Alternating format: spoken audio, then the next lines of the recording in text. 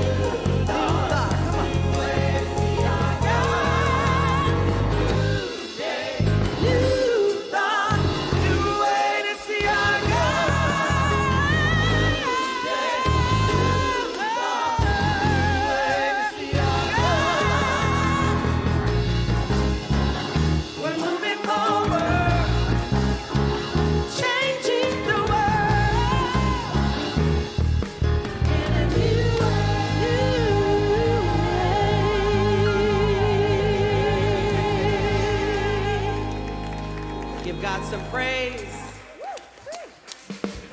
It's you. Missy Mom wrote this song in December, and we're getting to share it with you this morning for the first time. I'm so excited. Such a great song. I found what I'm looking for. It's God.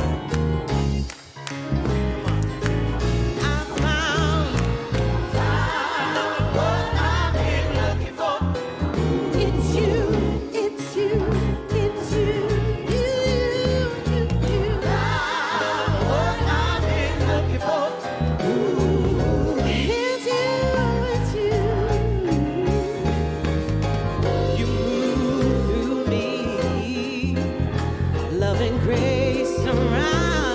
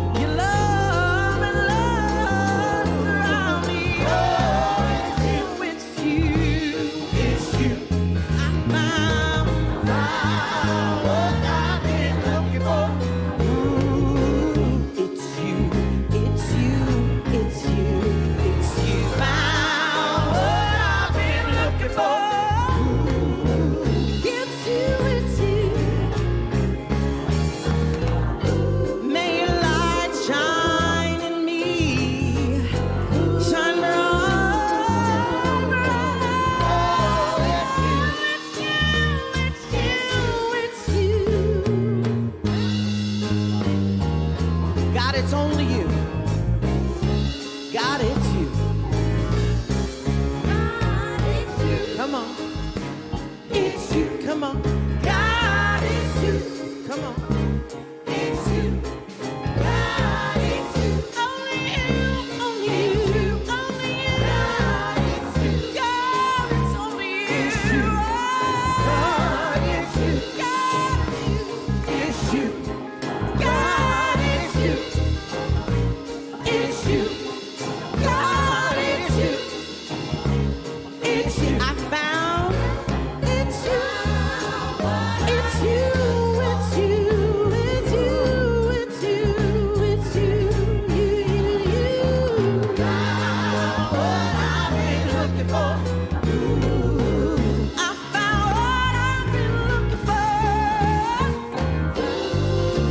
You move through me. Your love it's you. It's you. Only you. It's you. God, it's you. Come on. It's you.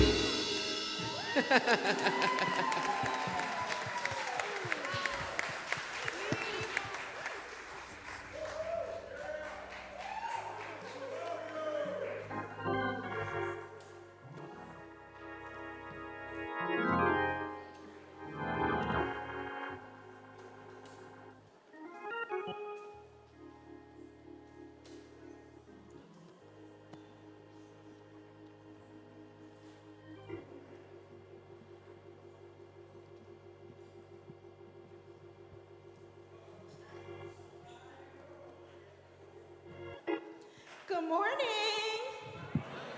They didn't want me to talk to you this morning. Sabotage. Good morning, everyone.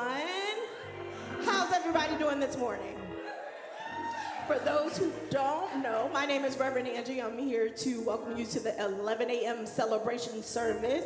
Thank you so much for being with us this morning. Give yourselves a hand. And this greeting is coming to you on behalf of our spiritual leader, Reverend John Scott, and First Lady, Reverend Carrie Bell Scott. Appreciate you both. For those who have not done so, if you would please silence your cell phone at this time. We do appreciate you so much for doing that. Thank you, thank you, thank you.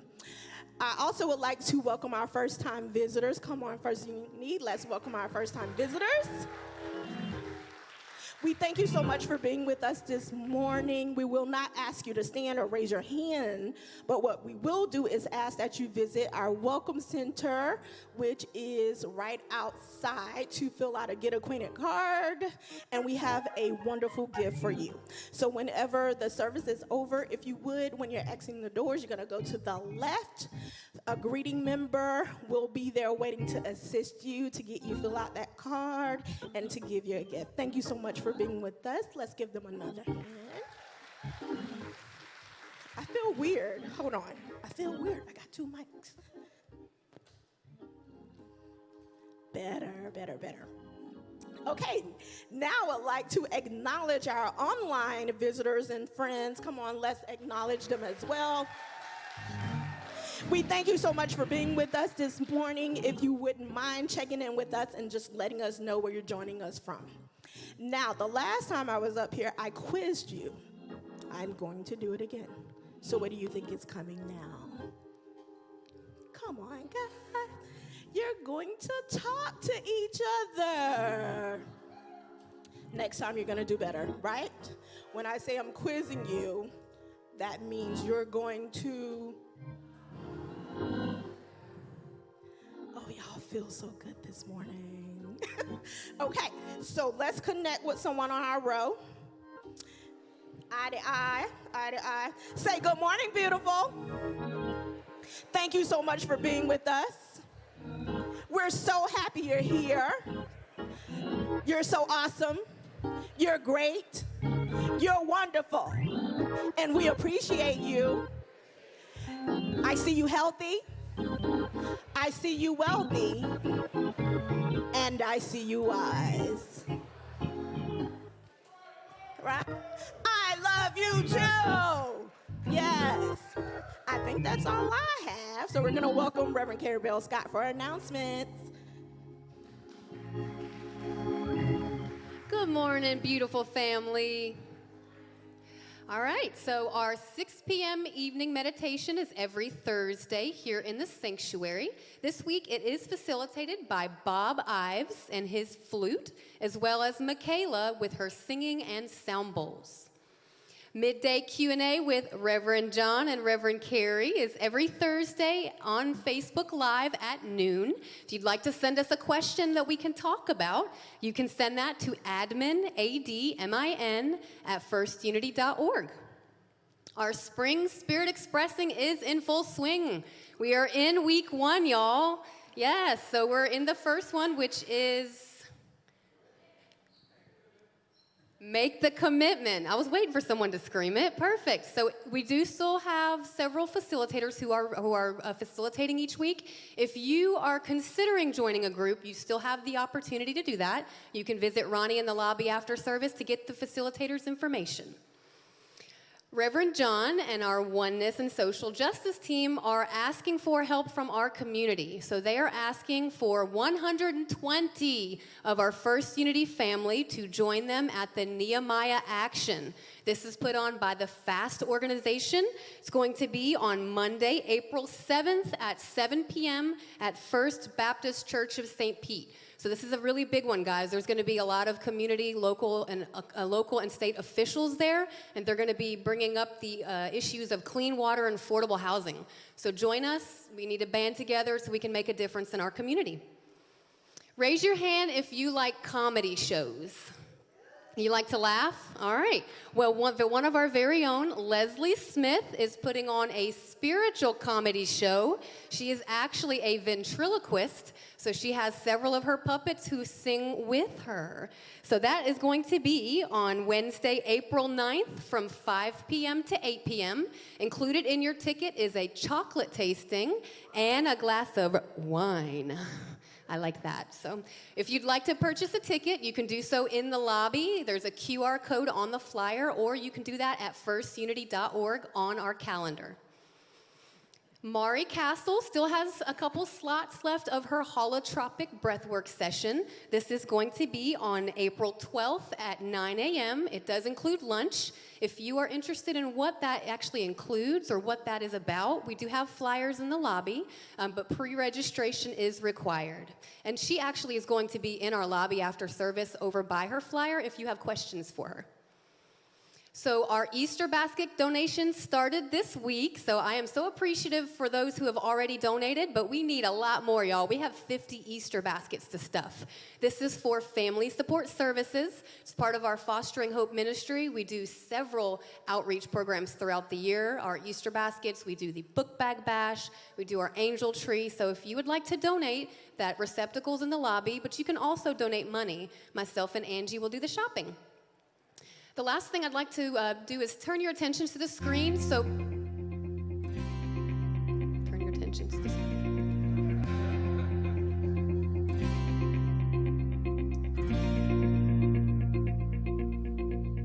Hi, I'm Kathy Mize, CEO and one of the founders of Ready for Life. Ready for Life was started 12 years ago when we identified a huge gap in our child welfare system. When I came here, I really got to see what it's like after a youth ages out of foster care.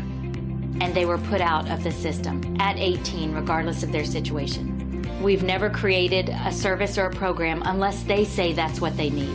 And we had a group of them sitting right there with us, and we said, what's the one thing you still need or that we haven't done? And they said unanimously, we want one person that cares we're alive. What they really need, that missing piece, is having that social support, that one person that really cares about how they're doing. Hi, I'm Michelle Wallach, and I am the Director of Community Relations and Mentoring at Ready for Life. And I'm also very blessed to say that I was one of the pilot mentors in the original program many years ago. What we learned is that they were hurt in relationships, and so it takes being in relationships for them to start to heal. And that's really where mentors come in. A lot of times our mentors are role models for our youth. They see that the goals they want to achieve are possible to meet. Your job as a mentor is not to fix a single thing. You are really there to be with them as they learn how resilient and capable they are. We really count on mentors to come forward and change the lives of our kids here. You will likely be very surprised at what a little bit of your time can do. I'm the one who's been privileged to work with these young men. And now we're to a point to where I love her. She's like a mom to me. I think I got more out of being a Ready for Life mentor than my mentee received. I want to shout out to Mr. Matt and Shanaz. Thank you for helping me. It is the most rewarding thing I've ever done. Mentors tell me this all the time in the program today. Be the one, be their one person, because that's when we see them so much more successful. So if you are interested in being a mentor, Sharon Lardieri, who is part of our Fostering Hope Ministry, will see you in the lobby. I believe that's it, guys. I love you.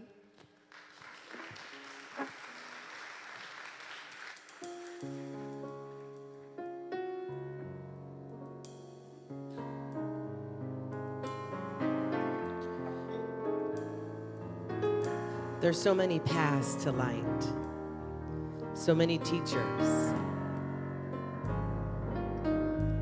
So in community this morning, we worship together as a collective, lifting up so many names, powerful names. And that's why we give praise.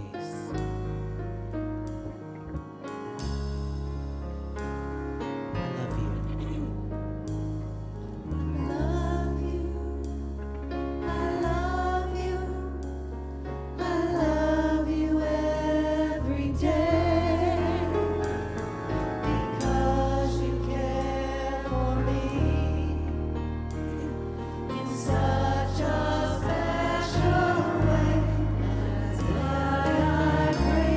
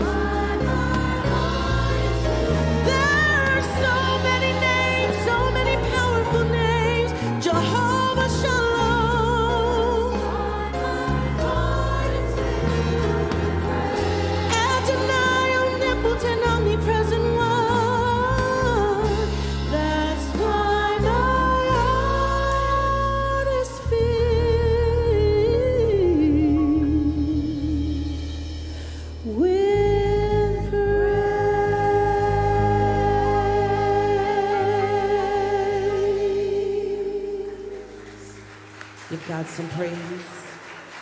Thank you, singers. We're gonna get comfortable with ourselves. I love you. No one's told you today, I love you. You're beautiful. You're an expression of God's love incarnation right now in this moment. And right now we're gonna settle ourselves into an awesome meditation. Mr. Emmanuel is gonna be coming up and blessing us and centering us this morning. Okay. Blessings, blessings. Love and light and all that's right. Yes, yes. So this is our sacred centering time where we get to go within and settle ourselves into a place of divine bliss and peace. So feel free to get yourselves comfortable. Get your feet grounded, sitting in a nice, comfortable position. See a lot of green out there. I don't have the Irish accent, I gotta say, but St. Patrick's Day is almost here. Did you know that St. Patrick wasn't even Irish? Yeah. And the greens started when everyone started wearing clovers, and there was 3 clovers as a sign of the Trinity, divine Trinity. So let us be blessed and relax ourselves in this safe place. Sit where you feel comfortable. If you'd like to close your eyes or have a gentle gaze, help relax yourself to go within. And we're going to take some nice healing breaths to get ourselves centered. So take a nice deep breath in through the nose, feeling this love around us. And blow out, release, let go, allow yourselves to be centered. Another deep breath in through the nose and release. Let go of the outside world.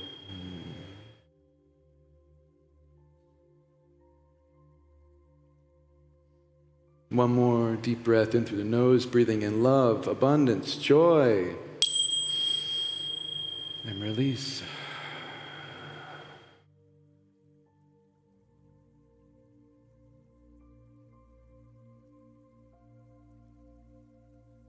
Allow the thoughts to settle.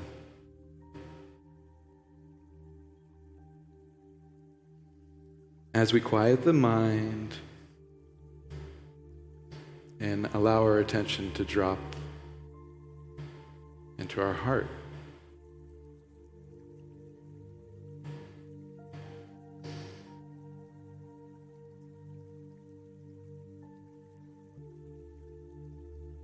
When we go within, we listen to our heart. We notice the mind might keep saying things, and we notice those things that the mind says.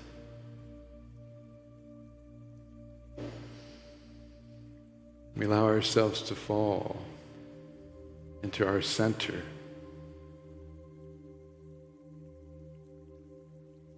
Relax.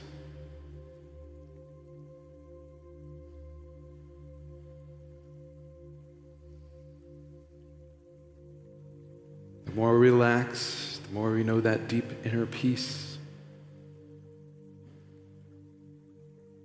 The more we tune ourselves in to the frequency of love.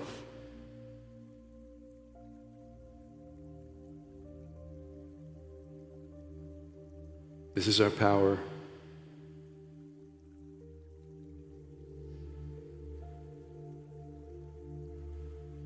This is our practice.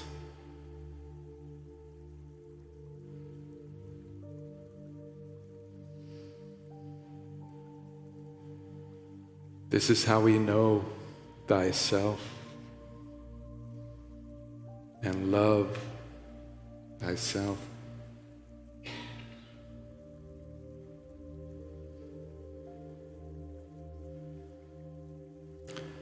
And when we inhale, we are hailing inwardly.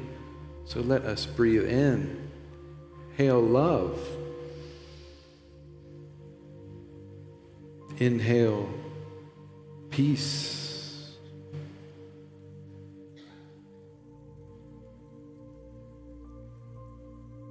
Where the mind goes, the energy flows. So we direct that mind towards our greatest light.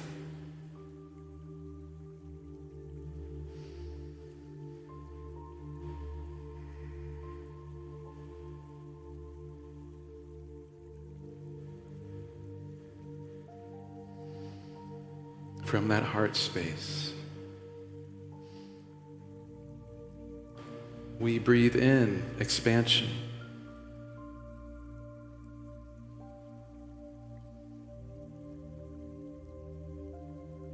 Breathe out, relax. Allow the heart to open wide.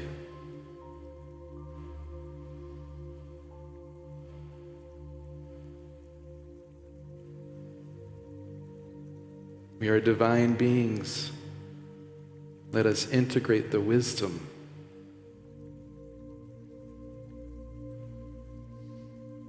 The lessons the darkness has shown us.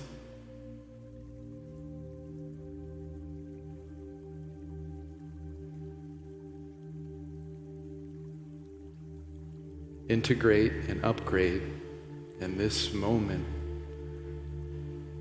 this divine moment of now.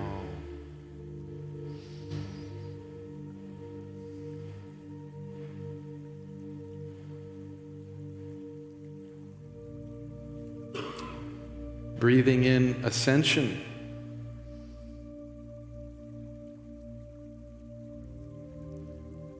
Letting go of those threads of destiny that became tangled.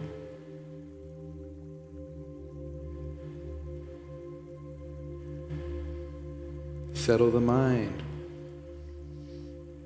Free your heart.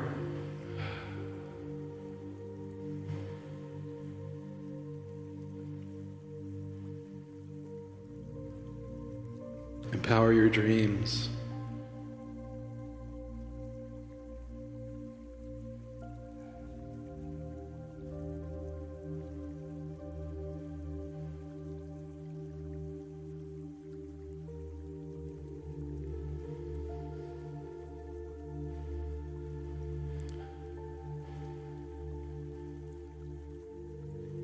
Within you is the source of all things. There's a divine power.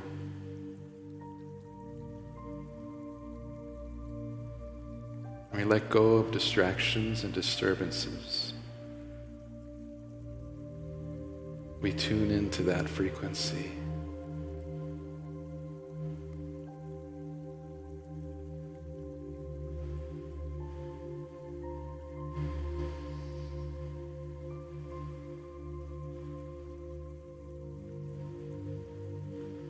There's nothing you have to do there. Just relax. And receive.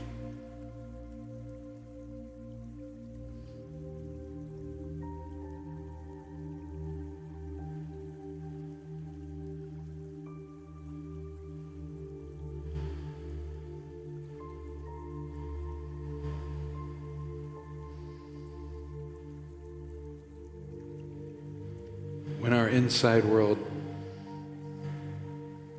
knows this love and this peace,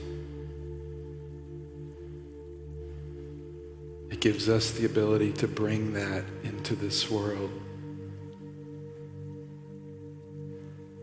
Bring your love into every moment.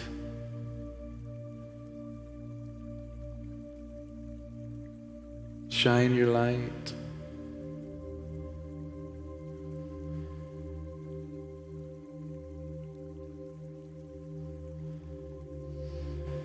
Now, to bring us back into this moment of here and now, let's take 3 more healing breaths.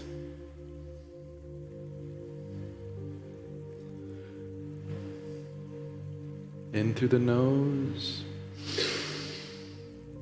Deep, deep, fill up all this love, all this positive vibrations. And breathe out, release.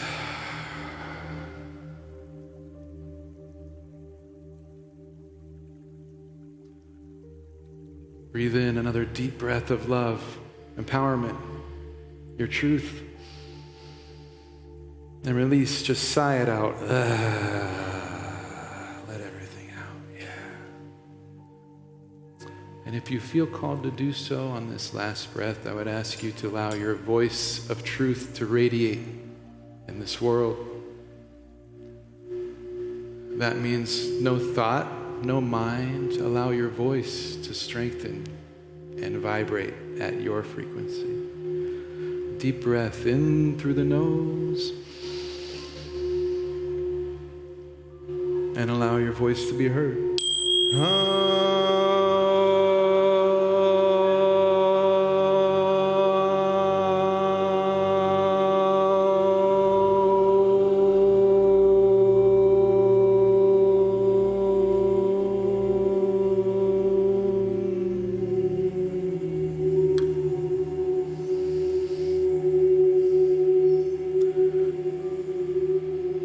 Feel free to wiggle your toes, wiggle your fingers. Allow your avatar to activate for this awesome moment of now. Blessings, namaste. Namaste. Yeah. Reverend Emmanuel. Ah, lovely, lovely. Ah, yummy.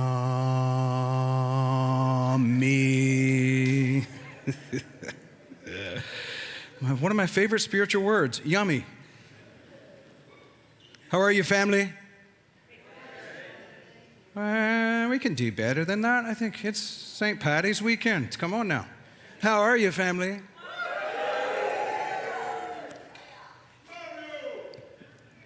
Right back at you. Jemiah, thank you while you were singing that song. So many times we get caught up in the modalities, we get caught up in the names that we've chosen for God.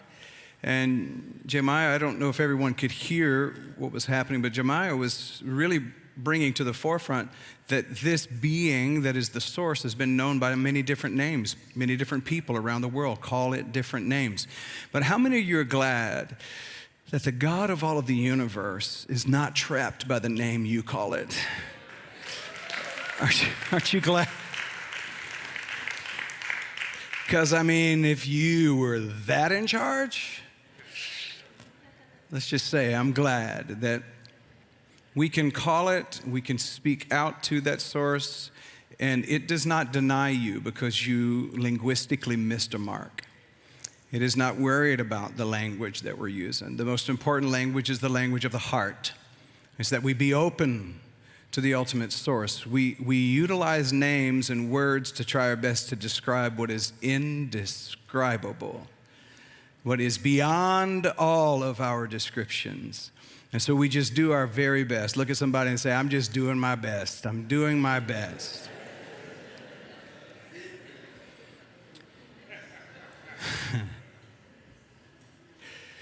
We're in this Keys to the Kingdom series, and the focus really this week is making the commitment. And when I started sitting with the word commitment, it also reminded me of a couple of other words, and I'll share those with you as we go along today. But as I was meditating on this and sitting with it, I started to sort of get one of my downloads. I start my day at about 4 or 4:30 each morning. And it's really a lovely time, actually. There's nobody but the cat's awake. And actually, Butters is wrapped up in his basket snoring. So the only noise that I hear until I put my earbuds in is his consistent snoring. But it is consistent, I will say that. It's kind of its own little om there. Maybe he is an om. He's one of our omies. I know. Stay around. It doesn't get any better. So... But 4:30 in the morning, and that's my time. And I get into my own rhythm, my own meditation. And after I come out of a quiet time and sitting in meditation and and affirmation, I just really allow myself to just be open. And so until about 6 o'clock, from 4 or 4:30 till by 6 o'clock in the morning, that's when I start to prepare and get everything ready for the meditation that I join you all on at Tuesday, Wednesday, Thursday at least at 6:30 online. And this last week, this is what really just happened in my soul. And it was like I was visited. I had a visitation. And I've always said to you, if I start to get a little woo-woo, well, I warned you. So a fair warning, a little woo-woo here, that I felt a visitation of a beautiful presence. It kind of reminded me of the scripture in the Bible that says we are surrounded by a great cloud of witnesses. They're witnessing too. Every time we're receptive to that same source, they're witnessing that, and they are basically the choir that sings it. They want to uphold you in that moment, and I felt very much upheld, and this is what came forward.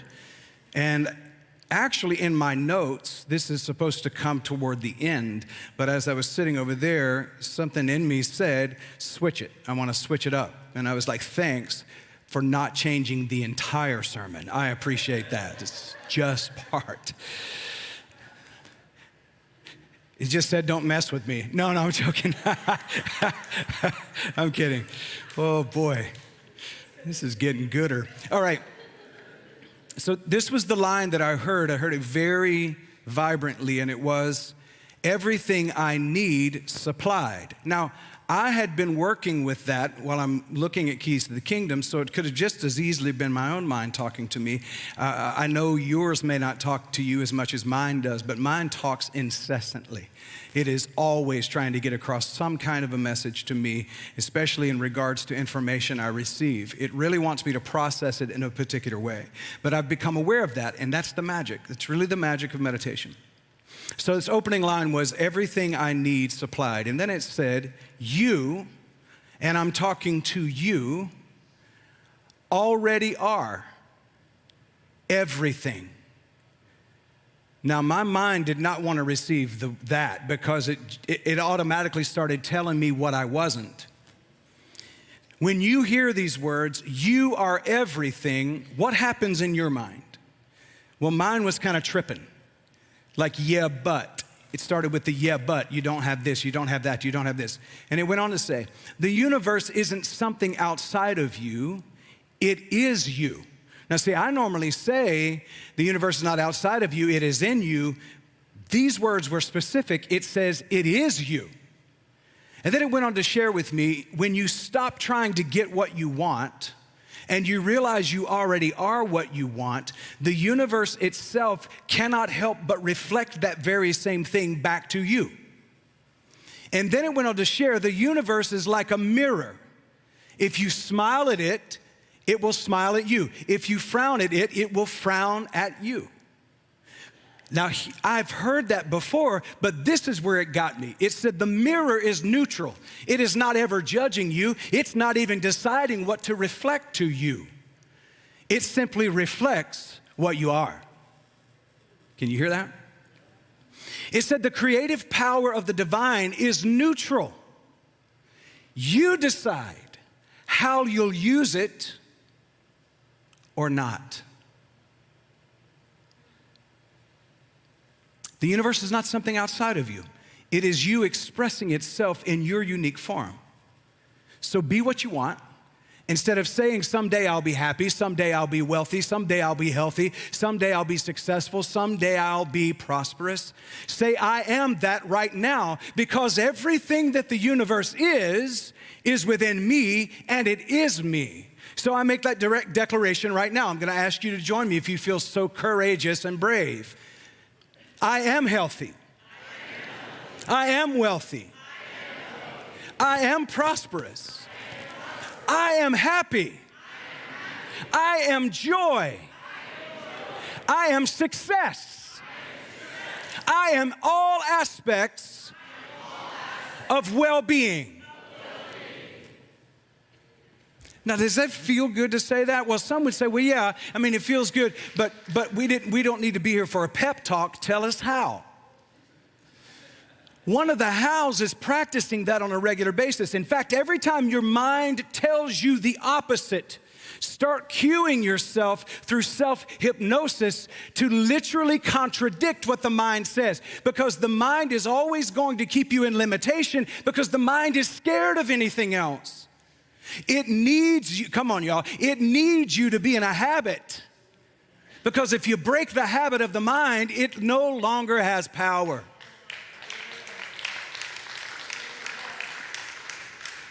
I want to say break the habit of being you. If you want a different life, don't wait for the government to do it. You say, well, in some ways they feel like they're giving me a different life right now. But if you really want things to change, stop putting your trust in a candidate or a campaign or a king or a queen or a preacher or a priest or a shaman or anyone else. Begin to really stir up that gift that's within you. And here it is, folks. I love this. This juices me like crazy, and I don't know if it doesn't do anything for you, it does it for me. This is better than a cold Guinness.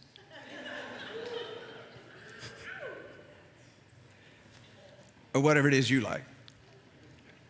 The same energy that runs through the stars in the sky runs through you. The same intelligence that orchestrates the seasons is in you.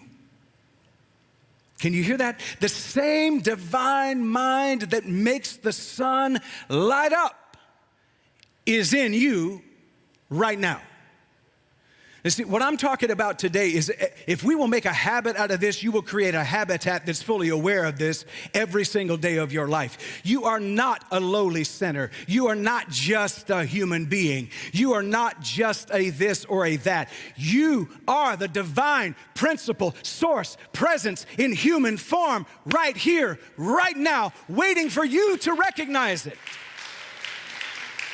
Now, some would say, you say this to us every week. I know it takes us hundreds of times to actually start living it, because we go back out into the world and the world tells you everything you're not. You go back to your family members who are religious and they tell you you need to get saved. You need to stop being a part of that cult. Or whatever it is they say to you.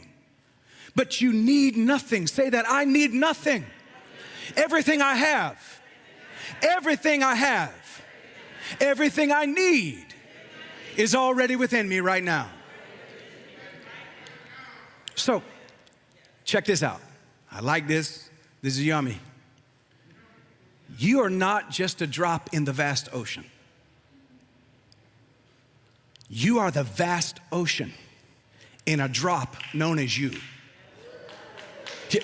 See, when we say you're just a drop in the ocean, you look at the ocean and you go, well, boy. But when I say the vast ocean, you are the vast ocean in a drop known as you. It is waiting for you to ignite it. See, the potentiality that's in you is like the potential in dynamite. If you don't light the fuse, nothing happens. It's just a stick. This is why the Genesis account says that God created humankind out of the dust of the ground. But until God breathed life, it didn't become a living soul. See, some of y'all need to realize your example, the only reason we have these things in writing is because it's calling us to do the very same thing. As St. Paul said, to be imitators of your father or your source or your mother as dear children. Somebody say this with a little bit of swag. I think I'm just going to imitate God. Einstein said at the end of his life, he said, all I want to know is how to think like God thinks. Quite possibly, arguably, one of the most amazing minds that we have known in recent history, Einstein. And he said after he boiled it all down, quantum physics discovered. He gave to us a different way to measure life force. After all of that, he said, all I want to know is how to think like God thinks. You know why God can't lie? Because if God says it, it is. I mean, I'm just saying, if God found something hard and he said soft, it would be automatically, so he can't lie. Because some folks would say, that was a lie, because, wait a minute, that's soft now. Y'all hear what I'm saying? This is the force that dwells within you. So you're not just a drop in the vast ocean. You are the vast ocean in a drop. The universe lacks nothing, and neither do you. Say that. The universe lacks nothing.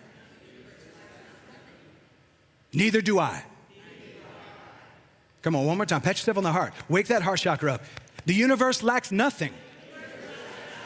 Neither do I.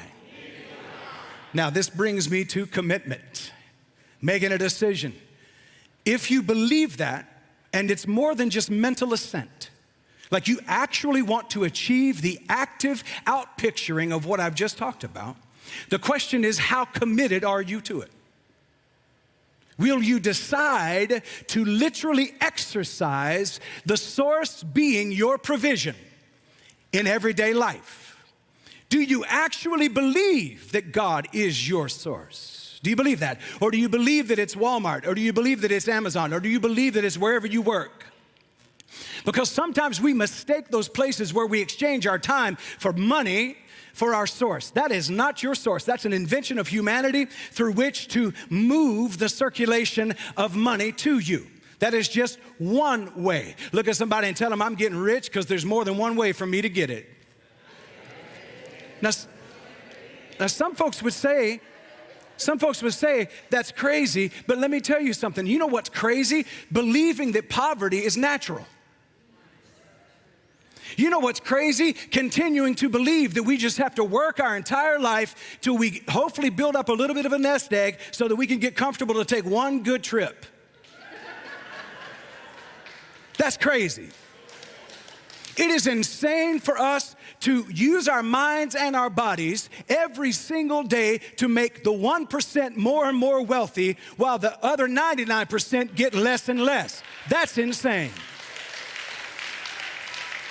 And see, we keep waiting for government officials who are benefiting from this to fix it for us. Oh, I just said a mouthful. I'm gonna talk to y'all over here. I said, we keep waiting for governmental officials that benefit from us believing in this limitation. We keep waiting for them to change it. We're doing what John Mayer said, I'm waiting on the world to change. Well, I'm not waiting on the world to change. I've decided to change the world. We're not here to save the world. We're here to change the world.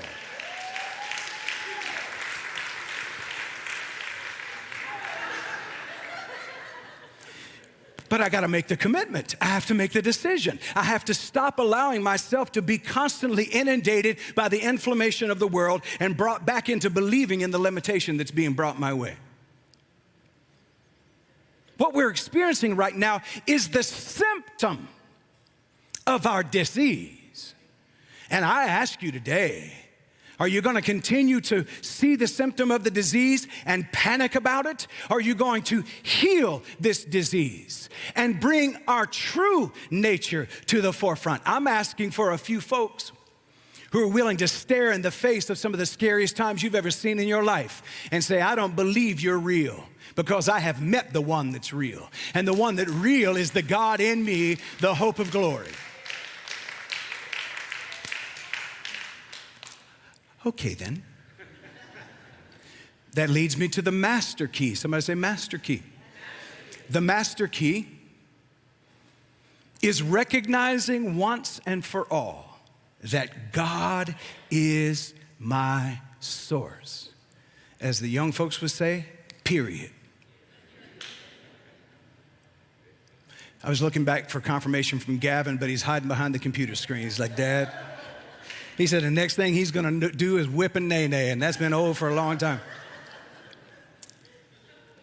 I'm saying the master key is to absolutely once and for all deliberately practice every day of my life as if I know within every fiber of my being that God is my source. I don't put my trust in the economy of this world. I have entrusted and invested my energy in the economy of heaven, and it's never gone bankrupt, and it never will. So I looked up the word commitment And you know what it means? Deliberate and intentional choice to stick to something. See, here's where we derail ourselves a lot of times. We don't see it switch overnight, and we stop. Because we want to microwave everything. How many remember those crock pot meals your mom used to cook? We drove 40 miles one way to a church my dad pastored. Okay, all right, anyway. 40 miles one way. My mom would put that food in the crock pot, the slow cooker, they called it. She'd put that in the crock pot, and by the time we got back home from church, because y'all think I go long here. Y'all ain't never been to the Church of God of Sparta, Georgia. And it was not the Church of God, that's too proper. It's Church of God, Church of God, Church of God. Get it right, Church of God. And we would drive back. By the time we got back in the afternoon, before we walked in the house, we could smell the fragrance of that crock pot cooking. Anybody know what I'm talking about? But most of us are not willing to wait around on that fragrance. We're not willing to plant the seed and then let the harvest come. Most of us, if it doesn't happen right now in this very moment, if I don't see the manifestation of what I've planted, I just stop. But commitment is deliberate and intentional choice to stick to something. In other words, that means I'm going to be faithful. That means I'm choosing to build a pattern. I'm choosing a sense of loyalty, a sense of responsibility rather than reactivity. See, reactivity is to stop when you don't see it immediately. Responsibility is to stay with it because you are actually drawing a blueprint for the life that you want. And it takes a little time sometimes for the art to come together, one stroke at a time. So I'm asking for commitment. In a world that's on demand, I'm asking for commitment. But more than that, I'm suggesting that you commit to believing that the universe is you, the power of God is you, and start to utilize it to create the world that you want. Here's the thing, you are the gift. Stop waiting for a gift to arrive. You are the gift. Look at your neighbor and say, neighbor, you are the gift. Let me explain. The world was not given to you. You were given to the world. Can you hear me? The world was not given to you. You were given to the world. You were sent here to be on purpose and on time for this world. Therefore, that means you are a giver of life. Pat yourself on the chest and say, I'm a giver of life. This is why you're seeing a lot of the things that you're saying, because when you give life to the words, they plant and they come to life. They start to manifest in the world. This is why affirmation is so important, because what I'm saying, I'm going to eventually see. See, what you think about, you bring about, and the way you bring it about is by saying it and by acting on it. You are a gift. I love this. You are a creator. Not just one who's been created. I'm not just creation. I am a creator. See, when I start to commit to that, I'll begin to step into the natural flow of abundance. I'll start stepping into the natural flow of the benefits that come with being a resource of the source. See, I have chosen to practice the life of a sorcerer.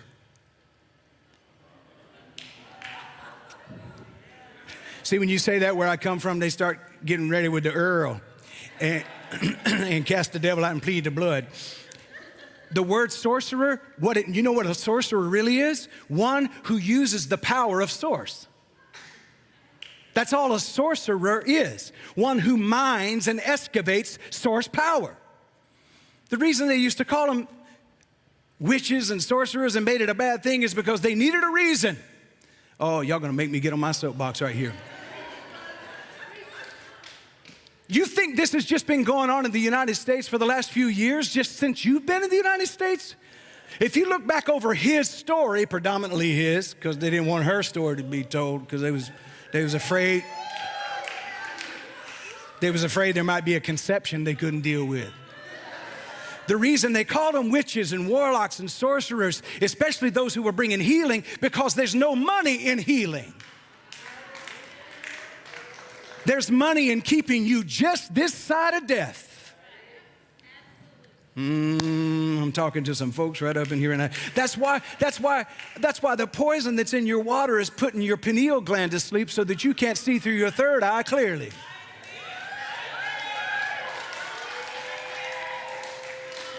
That's why your food is so pumped full of steroids and antibiotics so that it can keep you subtly sick. All right, gone to meddling now. You are the gift.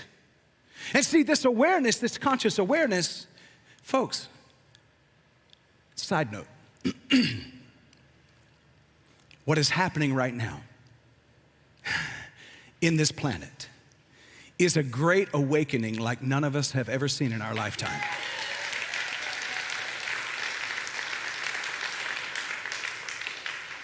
And if things had have been different, I'm gonna step on a little. Y'all just have to love me anyway, because you said love is who I am. You shouldn't have repeated it if you didn't mean it. If things had gone a different way, we would have gone to sleep.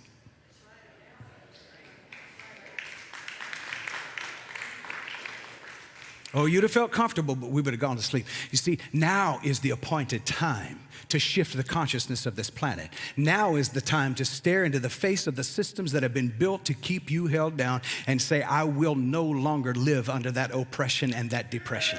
I won't do it. Back to the subject, John. All right. Did I say that aloud? This voice is in my head, I don't know. So you are the gift, and you're the one who brings meaning and purpose to your life. I heard this all my life, Iman. Every time I went through a struggle, somebody would get in my face and say, don't cry, God's got a better plan. Just trust that God's gonna fix it. Anybody else? How many of us have done that to folks too? Because we don't want to sit with you while you're struggling. We just want to kind of get you out of the way. So we tell you, God's got a better plan. Just keep on praying, baby, keep on praying. I got somewhere to go. That is bypassing. God didn't draw a blueprint for your life. I don't believe that God drew a blueprint for your life. I believe God gave you the power yourself to take that neutral power of the universe and draw your own blueprint. The reason the page is blank is because you're waiting for somebody else to write the story. You're waiting for God to do it. God has already done what God's gonna do. Now you take the power that you've been given, you create the life that you want because you bring meaning and you bring purpose to life. I have people all the time ask me, what is the meaning of life? And I say, nothing. And they chin starts quivering, they're like, excuse me? I need more medication after talking to you. I said, no, hold on a second. I'm saying, what a beautiful thing. Life is waiting for you to give meaning to it. It's waiting for you to take that power and give meaning to it. You are the gift. You are the one who brings purpose to this life. You're the one who brings meaning to this life.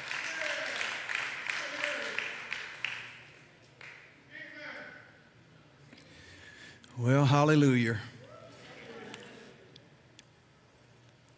So when I was thinking about commitment, it brought me to the power of decision. You've all heard before, once you decide, everything begins to change. Once you decide, things start lining up. But y'all know me, I'm a word nerd. And so immediately this sentence came into my mind. Your decision will determine your precision. And that precision will open up all of the source provisions for your life.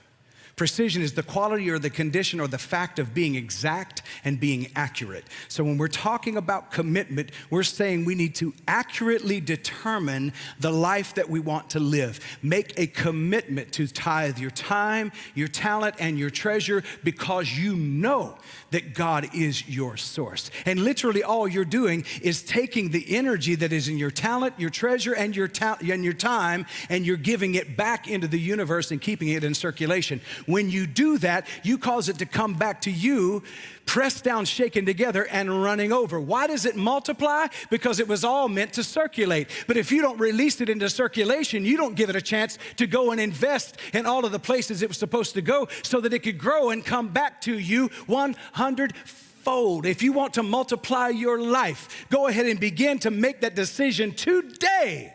The source is my supply, is my provision. The power of decision. Malachi, a prophet in Israel, said he had a conversation with God. And following that conversation with God, he felt the need to give. Now, we've all associated the word tithe with money, but we're putting a little twist on it during this season. How many of you ever been triggered by the word tithe? If you've heard the word tithe, if you haven't heard the word tithe, you might feel like lucky you. But in the churches that we grew up in, the tithe was preached all of the time. But this is how they preached it. When it came time for the offering, they'd say, it's time for you to tithe. That means if you made $100 this week, you're supposed to give $10 to the church. If you don't give $10 to the church, not only are you not going to be blessed in that 10%, but the rest of the 90% is going to be cursed. Seriously, that's what they would say. The other 90 is going to be cursed. And so they would utilize fear to get us to give. I don't want to utilize fear to get you to give, because if you give in fear, you're going to circulate fear with what you let go of. I'm talking about you are giving from a place where you know that it can't ever run out. You're giving from a place that you know when you give, you just make room for more to come, because you understand that energy is meant to be circulated, not pent up, because if you pent it up, it will explode. Make the decision, and that will determine your precision. There's a scripture in the Bible that says that the word of God is a double-edged sword. I say it's a poor translation, because then it goes on to say that it is so sharp that it can separate the marrow from the bone. So I would say that the word of God is a scalpel, giving us the ability to have precision, accuracy in what it is we need to remove from our life and what it is we need to bring into our life. When you make a decision, everything in the universe begins to surround you and make it possible. Here's what I believe. The only person that you are destined to become is the person you decide to be. And the only life you are destined to have is the life you decide to live. This is why it says, choose you this day who you will serve. Will you continue to be a slave to the mind that wants to keep you limited, or will you break free from the mind into the limitless possibilities? Because the only life you're destined to have is the life you decide to have. That is the power of decision. Here's what I think about decision. I see decision as a sharp knife. And that decision's sharp knife slices through uncertainty. It slices through clarity. It brings about a sense of understanding purpose. But indecision is a dull blade. It struggles to cut. It creates chaos, and it leaves behind a mess and a lot of unresolved consequences. So when you don't make decision, you're chopping it up. But when you make decisions, your precision comes into view, and then you're able to absolutely determine accurate steps forward, a lamp unto your feet and a light unto your pathway. Embrace the power of decisive action. It's the kingdom and queendom key for forging forward. Then, real quick, I'll move through this. Abundance is my nature. We say it every week here, but how many of us believe that that abundance is natural? In other words, if somebody walked up to you today and they handed you $100,000, would you be surprised? Seriously, would you be surprised? Why? Abundance is natural. Are you surprised when you receive a breath that there's air? Come on, I'm talking to somebody now. Why are we surprised when we feel good? Why are we surprised when we get blessed materially? Why are we surprised? We should know, and I don't mean you're not in gratitude for it, but I will not be shocked when somebody writes $1 million check to First Unity Spiritual Campus. I won't be shocked by it. I'll just say, make sure that you put it in the bank securely and quickly. But I'm not going to be shocked by it, because if you have a vision and you believe that you are abundance and that it's natural for you to prosper, you should be welcoming those good gifts. See, this is the problem. We have trained ourselves to believe that limitation is normal and that limitation is natural, but it is not. You are a limitless being, and abundance is your nature. Shout that out. Abundance is my nature.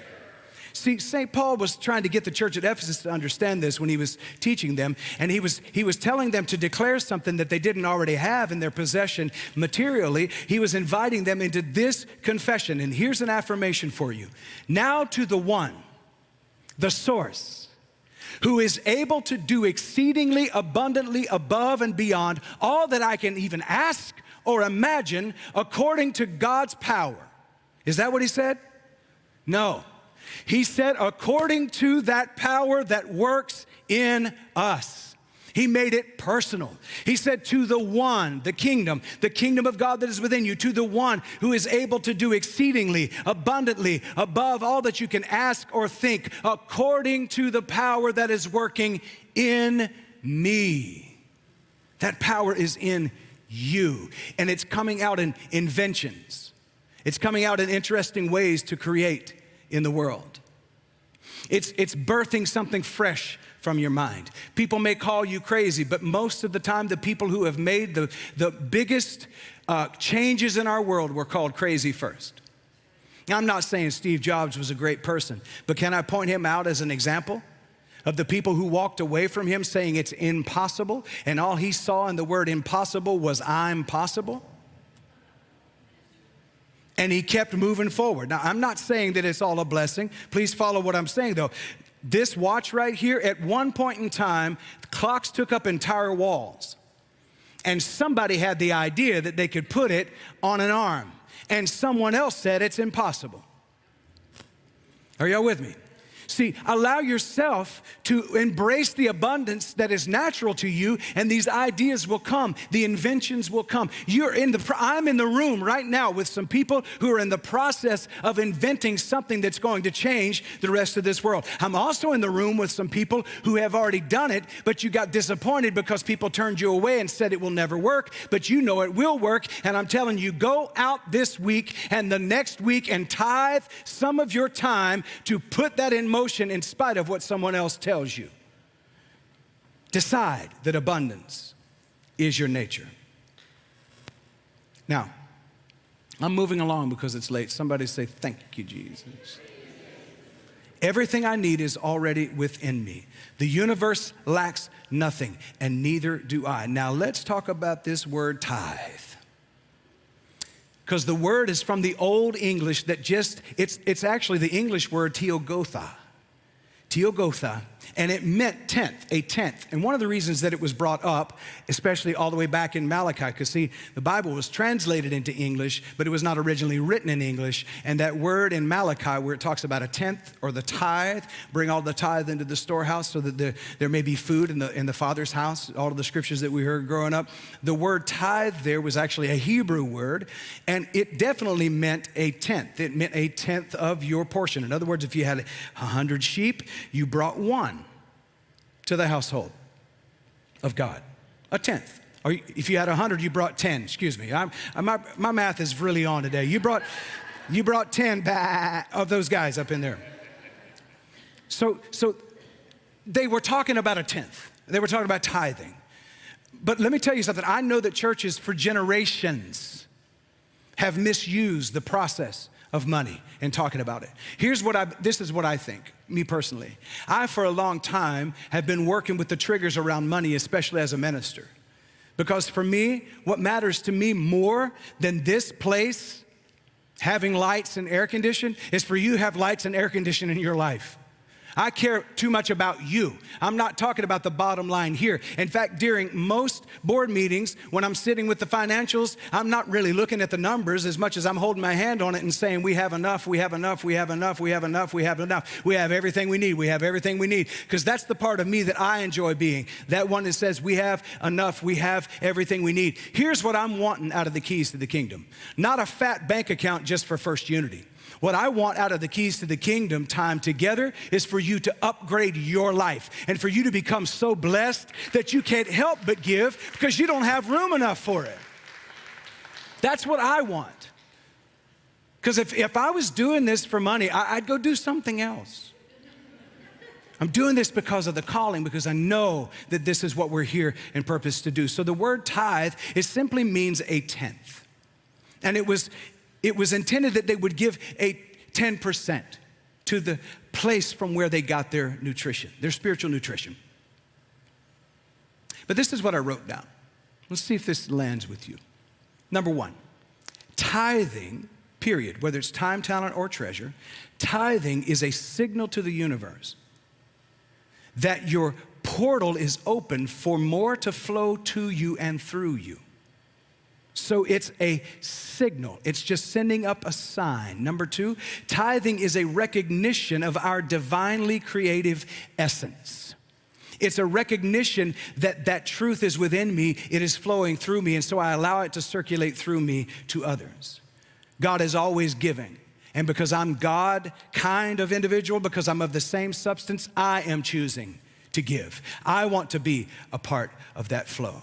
Number three, tithing should be done from a higher vibration of gratitude, not obligation. If you do it from an obligation vibration, it's going to circulate obligation to wherever it goes. But I'm doing this from gratitude because I know that the source always brings to me supply. And number four, tithing is a spiritual and universal law. It's simply sowing and reaping. It's giving and receiving. It's action and reaction. It's inhaling and exhaling. It is seed time and harvest. This is a part of the process of life. Giving to me has become just as easy as breathing in and breathing out, because I know that if I don't breathe out, I won't have room to breathe in. It's the law of circulation. What keeps air clear? Circulating it. What keeps your bank accounts clear? Circulating it. What keeps your heart arteries clear? Circulation. You only have a heart attack when the circulation gets cramped. Are you with me? All right. Number five, Jesus did not teach against tithing. In fact, he encouraged us to tithe without neglecting the care of the poor. So in other words, to tithe and to care for others. He didn't teach against tithing. And tithing is also, in many ways, paying the bill. And what I mean by that is when we come to a community, we want to be a part of community, and we see all of the mechanics that are working within the community. When we give into it, we're saying that I actually respect this vision and this space where I receive, and I'm willing to keep this thing going. I'm willing to put the gas in the tank since you built the car and we're all traveling somewhere together. That's what I'm doing when I am giving of my tithes and giving of my offerings. Now here is something that I believe can be transformative. Here it is. I'm going to go toward tithing your time. And I don't mean to meddle in your personal affairs. But many of us want things to change in our life, but we're unwilling to make any changes. And let's just say that you're up for 16 hours out of a day. Now, I know that probably a lot of you in here don't sleep 8 hours a night, so maybe you're up longer. But let's just say it was 16. And let's say that you tithed your time. We'll go to an hour and a half. It's easier, 90 minutes. 90 minutes. You gave 90 minutes every day. Let's say you tithed your time. Now, I know where some of us are going. Right now, your mind is already going, okay, well, there's that soup kitchen I've been saying I was going to volunteer at. There's that homeless shelter. There's that women's shelter. Yeah, I could give more time to my church. I could do all of that. That's what, folks, I want to ask you to do something different than anything that's come to your mind so far. And here it is. I'm going to ask you to tithe time. Break it up like this. In the morning, 45 minutes. Take 15 minutes in the morning to stretch, to breathe, yoga, something that is good for your physical body. Take 15 minutes and meditate. It's good for the mind and the soul. And then take 15 minutes to get into affirmations. Use them from YouTube, write them down and declare them over your own life. 45 minutes in the morning. Take that tithe time without a device, without the TV on. Give to your mental, spiritual, and physical health first thing in the morning every day.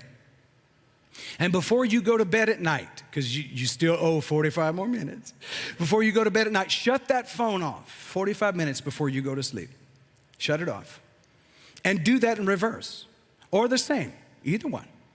Stretch, breathing exercises, maybe lift some weights. You could do some push-ups, whatever, for your physical body. And then get into affirmations. Affirm what it is you want to think about as you sleep. Instead of going back through your day and thinking about the things that didn't work well for you, the things you didn't like, affirm what it is you do like. And in that final 15 minutes, right before you go off to bed, meditation. Instead of thinking of tithing your time to someone else or something else, how about you give back to yourself something for once?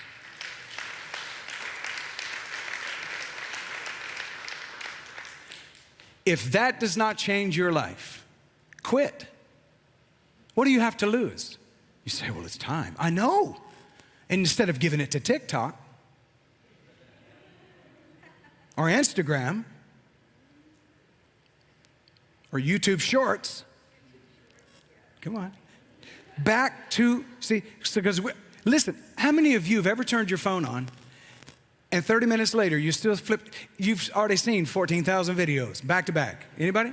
I'm going to ask you if you could raise your hand if you want to, but it's a rhetorical question. How many of you have gotten lost in the social media world? I'm saying get up every single day. Make the determination. Make the commitment. That's just one thing. We could talk about money. We could talk about other, but I'll tell you this. If you will get the tithing of your time back into your spiritual and your mental health practice, you'll give money automatically because you will lose the fear of limitation. You'll get rid of all of the fears of the world around us, and you'll transcend into the being of light that you've been called to be.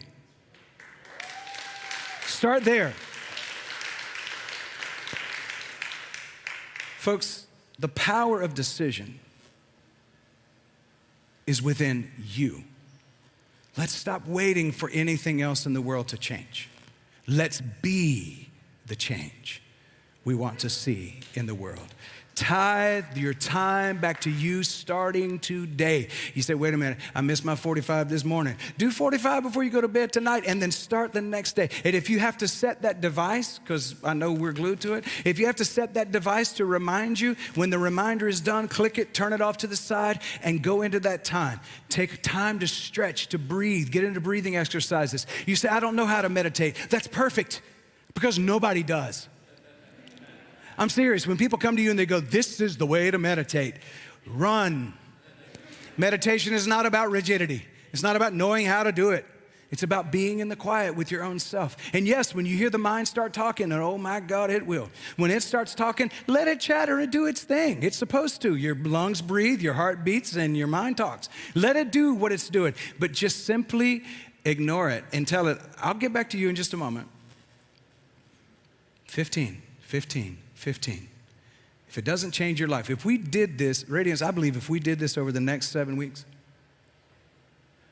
everything about our life would start to align. Your relationships, your mental health, your physical health, everything in your life would begin to align. And I'll tell you something else, folks. If you'll go with that trinity of tithing, time, talent, and treasure, you talk about changing your world. Everything about your life will change. How did it happen for me? By doing what I'm suggesting you do. I have lived it, continue to live it, and I'm a walking example that when you do it, you put it into action, you cannot outgive the source. You just make room for more to come your way. So it is. Make the commitment. Decide. Boom. The keys to the kingdom. I'm going to get out of the way right now and ask our own Reverend Radiance Wise if she will come. She's going to lead us in our generosity practice. You have a mic? You good? There we are. There we go. Thank you, Reverend John. So, Reverend John, I have a question for you. Is it okay if I do something a little bit different today? Yeah, please. All right, because, because I think I'd like to, a part of my personal giving practice, I really like to put a lot of energy into when I give, and then as the gifts are received, I like to also bless that too. Is that okay? Wonderful. All right. So we're at this time, this moment in our service where we get to give, right? And how lucky are we? I mean, just look around you. Look at all the beautiful faces in here. And we get to come together in community, in this place of belonging, right? And we get to grow together. And how cool is that? And then I think of our online community. Hi, folks. Right? We get to do this together. You're an extension of us, right? We're here physically together, but really we're all connected. And so let's take a moment and prepare our gifts. And we have a number of ways to give that I am not seeing right now. Okay, there we go. So take a moment, right? Prepare your gift. And, Reverend John, he really spoke about stepping into circulation, stepping into the flow, right? And so just take a moment and prepare your gifts. We have a number of ways to give. We have the First Unity app, right? You can tap on Give. You can text to give. The number is 833-691-6105. If you go to firstunity.org/give, you can give, right? And also, you can mail, right? At First Unity Spiritual Campus, 460 46th Avenue. That's not right. That's an error. The mail? I thought we had a P.O. box that we had updated that to. Oh, it's showing differently on the other screen. Okay, perfect. All right, it's showing differently on the confidence monitor. And so we have P.O. Box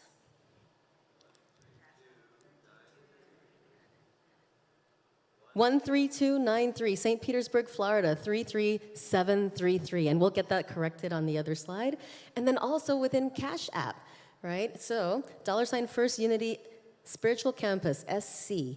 And also there's a QR code, right? And so you can scan that QR code and set up to make your gift there.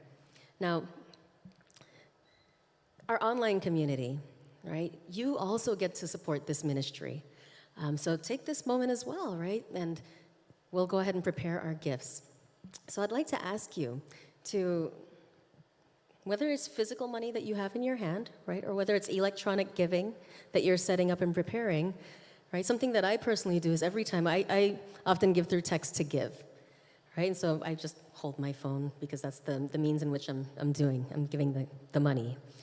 But if you just take a moment and hold that gift, whether in mind, right, or in your hand, and let's just feel. Let's feel the energy, right? And you may feel some energy there. Money, it's really just a form of God in action, right? God, the omnipresent, omniscient, ever-present, everywhere, and also in money.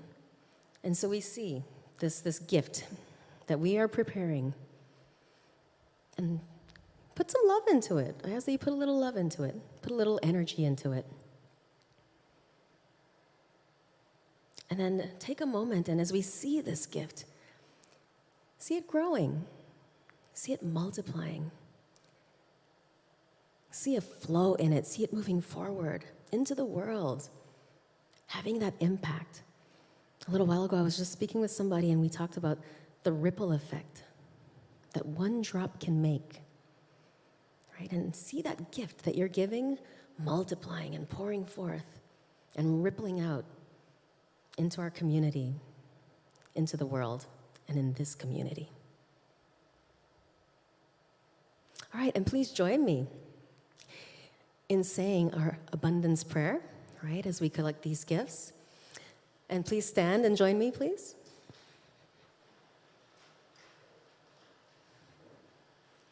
If you're able. All right, the abundance of God is my infinite source. I now open my mind and my heart to give and receive all God's good, all God's prosperity, all God's abundance. As God is my source, all things are possible, and so it is. Amen, amen. Thank you. And ushers?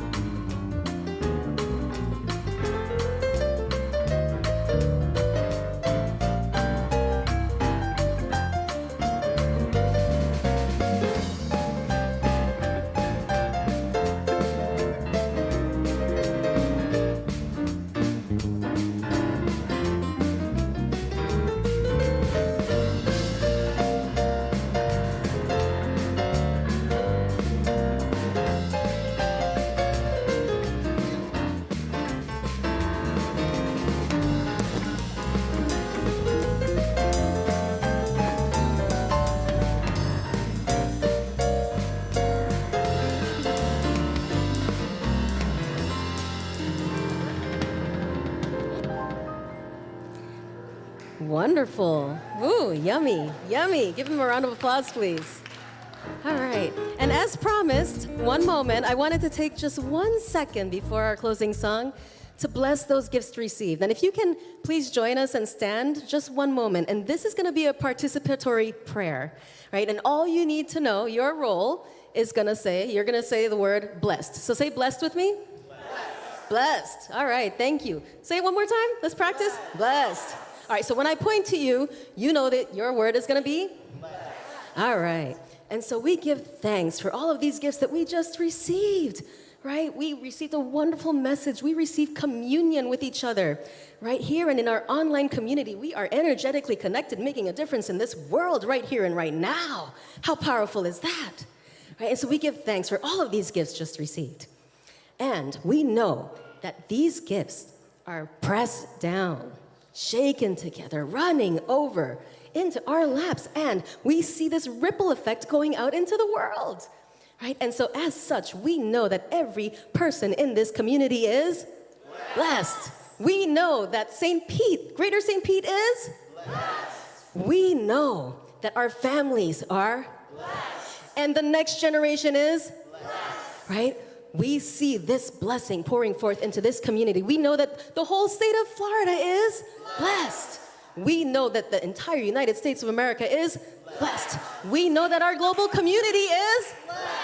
And so we give thanks for this truth, right? We stand in that truth, and we know that we are ever blessed. Thank you, God, and so it is. And now we will close with our song.